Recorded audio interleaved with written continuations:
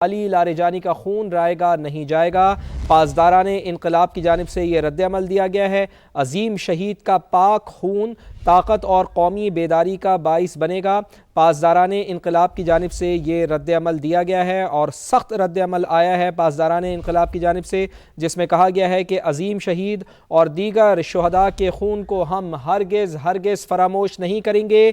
پاسداران انقلاب نے اپنے عزائم بتا دیے ہیں کہ ان کی شہادت کا بدلہ لیا جائے گا، ان لوگوں سے بدلہ لیا جائے گا جن لوگوں نے علی لاریجانی کو شہید کیا ہے، جن لوگوں نے سید علی خامنائی کو شہید کیا ہے، جن لوگوں نے معصوم بچیوں کو نشانہ بنایا ہے، معصوم ایرانیوں کو نشانہ بنایا ہے، ان سے ہم بدلہ لیں گے، ان کو فراموش نہیں کریں گے۔ پاسداران انقلاب کی جانب سے یہ ری ایکشن سامنے آیا ہے۔ عظیم شہید کا پاک خون طاقت اور قومی بیداری کا باعث بنے گا۔ علی لاریجانی کا خون رائے گا نہیں جائے گا۔ پاسداران انقلاب کی جانب سے ایسا بتایا جا رہا ہے، ان کی جانب سے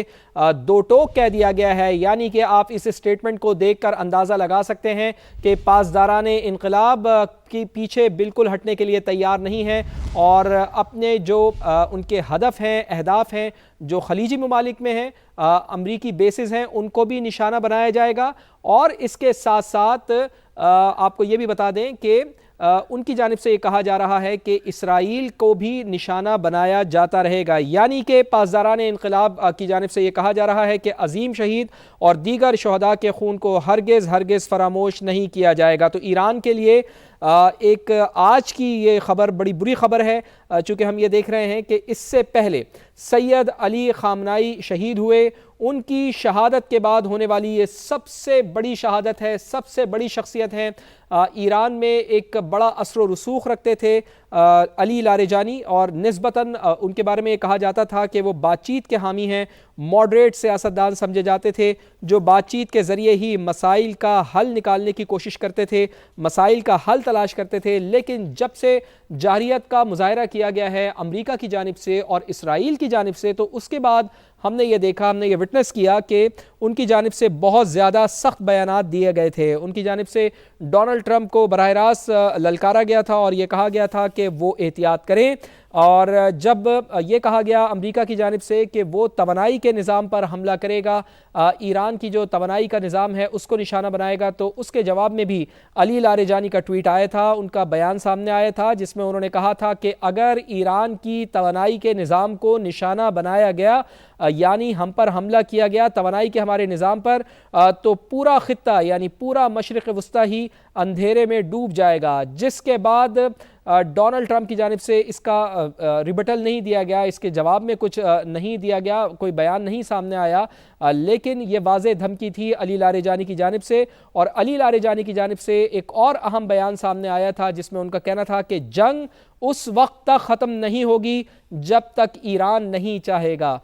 کچھ باتیں یہ ہو رہی تھیں کہ شاید یہ جنگ ختم ہو جائے، مذاکرات کی بھی باتیں ہو رہی تھیں، لیکن اس حوالے سے علی لاریجانی کا یہ بڑا بیان سامنے آیا تھا جس میں ان کا کہنا تھا کہ جب تک ہم نہیں چاہیں گے، یعنی ایران نہیں چاہے گا، اس وقت تک جنگ ختم نہیں ہوگی۔ اور اس کے ساتھ ساتھ جنگ کے حوالے سے بھی آپ کو بتا دیں کہ جنگ کا سلسلہ اس وقت جاری ہے، ایران پہ بھی حملے کیے جا رہے ہیں اسرائیل اور امریکہ کی جانب سے، اور اس کے واضح طور پر جواب بھی دیے جا رہے ہیں، امریکی بیسز کو، امریکی اڈوں کو نشانہ بنایا جا رہا ہے ایران کی جانب سے، اور ایران کی جانب سے تل ابیب کو بھی نشانہ بنایا جا رہا ہے، یروشلم کو بھی نشانہ بنایا جا رہا ہے، اور ہم یہ دیکھ رہے ہیں مسلسل کہ سجیل میزائل بھی ایران کی جانب سے استعمال کیا گیا ہے، جو کہ ایک بہت بڑی خطرناک بات ہے، یعنی کہ اب ایران نے بھی فیصلہ کر لیا ہے کہ وہ